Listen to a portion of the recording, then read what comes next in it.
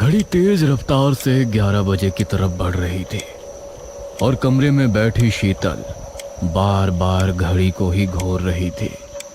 इतनी परेशानी चल रही है घर में। ये मोहन ना तो मिलने आ रहा है ना कोई संदेश भेज रहा है। मुझे तो लगता था कि वो मुझे लेकर बहुत सीरियस है। तभी खिड़की के बाहर से एक कागज घर में आ गिरा। अरे लगता है उसी ने लव लेटर फेंका है।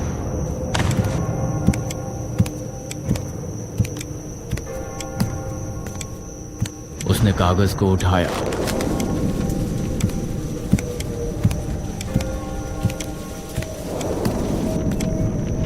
और उसे खोलकर देखा तो वो हैरान रह गई। उस कागज के अंदर एक गुलाब का फूल था, लेकिन उसके साथ एक नींबू और एक सिंदूर की डिब्बी भी थी। ये क्या है? लव लेटर की जगह ये सब? उसने कुछ सोचा और फिर नाक चढ़ाते हुए, जरूर ये मोहन का ही काम है। उसने उस कागज को फिर से लपेटकर अपने सिरहाने रख लिया। कल खुद उससे मिलकर ये पोटली उसे वापस कर दूंगी। बेवकूफ कहीं का, कुछ भी करता रहता है। उसने आंखें बंद की और नींद की आगोश में चली गई। करीब 1 घंटे बाद उसे अपने पैरों पर कोई गीली चीज रेंगती हुई महसूस हुई।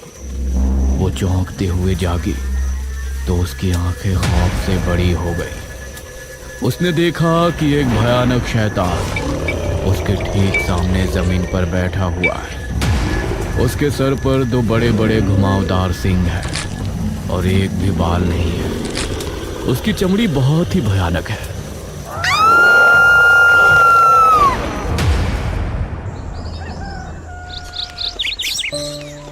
कुछ दिन पहले भीमपुर गांव में मोहित अपने परिवार के साथ रहता है।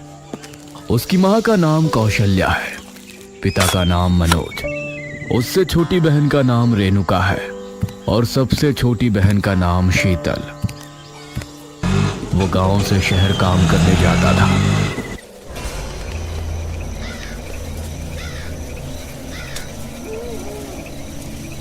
एक शाम मोहित अपने काम से घर को लौट रहा था। आज तो बहुत काम था ऑफिस में, बहुत थकावट हो रही है। तभी उसने देखा कि एक लड़की झाड़ियों से लकड़ी बीन रही है। अरे इतनी सर्द रात में ये लड़की। वो उस लड़की के करीब गया तो उसने देखा लड़की की आंखों में आंसू है। अरे रो क्यों रही है आप? क्या परेशानी है आपको? माफ कीजिए, मैं बहुत परेशान हूँ। अगर मैंने आग का इंतजाम नहीं किया तो मेरी माँ जिंदा नहीं बचेगी। ये सुनकर अब मोहित भी उसकी मदद के लिए आगे बढ़ गया। उसने भी कुछ लकड़ियां इकट्ठा की।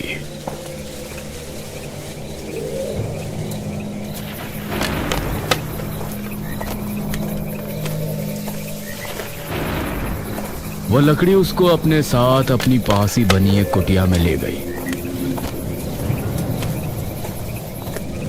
जहां खाट पर उसकी मां लेटी थर थर कांप रही थी। अरे इनकी तो बहुत हालत खराब है। मोहित ने अंगीठी में लकड़ियां डाली और आग जलाई। आग के जलने पर उस बूढ़ी को राहत मिली तो उसके चेहरे से दर्द खत्म हुआ।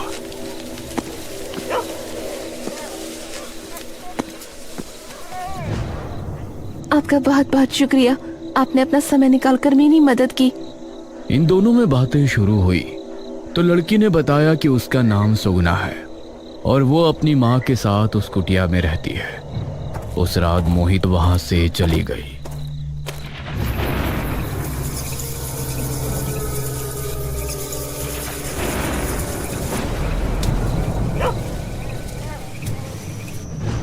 घर आकर मोहित उसी के बारे में सोचने लगा। माँ, आज मेरी मुलाकात एक लड़की से हुई। बेचारी जंगल में अपनी कुटिया में रहती है अपनी माँ के साथ, बहुत ही परेशान है। ओहो, लगता है आपका उस बेचारी पर दिल आ गया भैया। पागल है तू, ऐसा कुछ नहीं है। मोहित अब जब भी शाम को काम करके घर लौटता तो सुगना से जरूर मिलता सुगना भी उससे अपने दुख दर्द की बातें करती तो उसको बहुत अच्छा लगता। मोहित एक बार उसे अपने घर भी ले गया और मोहित के घर वाले भी सुगना को अच्छे लगे। सभी ने उससे अच्छे से बात की।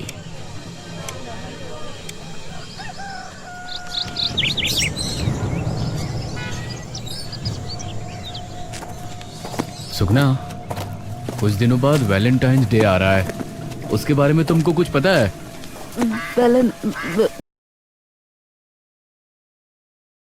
वैलेंटाइन क्या? अरे वैलेंटाइंस डे, प्यार का दिन। कहते हैं कि वो प्यार करने वालों के लिए एक खास दिन होता है। अगर आप किसी से प्यार करते हो तो उस दिन उसे अपने दिल की बात कह सकते हो। ये सुनकर सुगना का चेहरा लाल हो गया।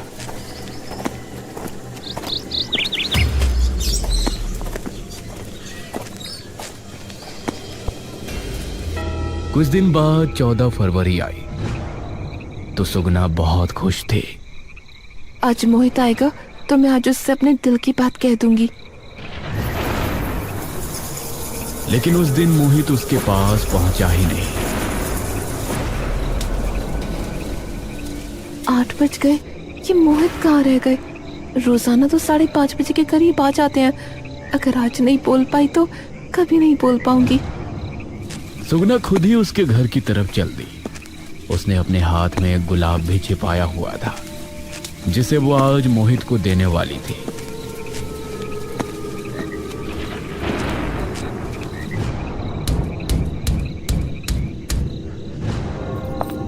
मोहित की मां कौशल्या ने दरवाजा खोला। अरे सुगना बेटा, तुम आओ आओ, अंदर आओ। और उसे घर के अंदर लिया।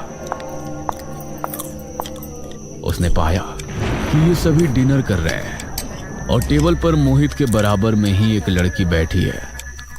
अरे सुगना, तुम बहुत सही टाइम पर आई हो। आओ तुम भी डिनर कर लो। सुगना उस लड़की को देखे जा रही थी जिसके चेहरे पर मुस्कान थी। ये कौन है मोहित? ये पूजा है। मैंने तुमसे कहा था ना कि आज के दिन जिससे प्यार करते हैं उसे प्रपोज करते हैं, इसीलिए मैंने आज पूजा को प्रपोज कर दिया। ये सुनते हुए सुगना की आंखें नम हो गई जिसे देखकर सभी हैरान थे। मैं तुमसे बहुत प्यार करती हूँ मोहित, और आज मैं तुमको अपने दिल की बात कहने वाली थी, लेकिन देखो सुगना, तुम एक बहुत ही अच्छी लड़की हो, लेकिन मैंने तुमको बस एक दोस्त समझा है और कुछ नहीं। ये सुनकर सुगना के चेहरे पर गुस्सा छलक आया। क्या कहा? सिर्फ दोस्त? मोहित, मैं तुमसे प्यार करती हूँ। तुमने मेरे करीब आकर मेरे दिल से खेला है। तुमको पाने के लिए मैं कुछ भी कर सकती हूँ, कुछ भी। ये सुनकर ये सभी हैरान थे। सुगना के हाथ से वो गुलाब का फूल छूटकर जमीन पर गिर गया जो वो मोहित को आज देने वाली थी।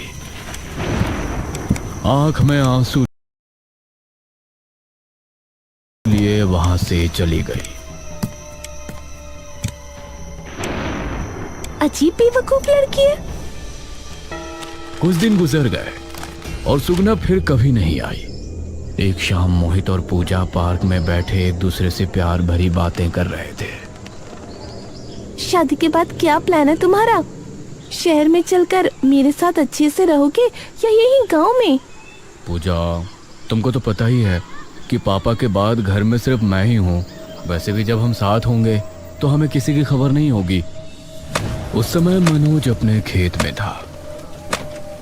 उसे अपने पैरों पर गुलाब का फूल आ गया जिसके पास ही एक नींबू और सिंदूर की डिब्बी पड़ी थी।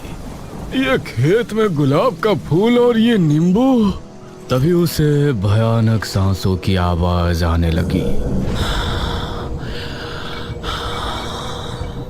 ये आवाज कैसी है? उसके आसपास कोई नहीं था। उसने महसूस किया कि जमीन में कुछ हलचल सी हो रही है। उसने कान लगाकर सुना तो वो आवाज जमीन के अंदर से ही आ रही थी। वो खड़ा हुआ और भागने को पीछे मुड़ा ही था कि जमीन से एक भयानक हाथ बाहर आया और उसने उसका पैर पकड़कर खींच लिया। हे भगवान, क्या है ये? मनोज फिर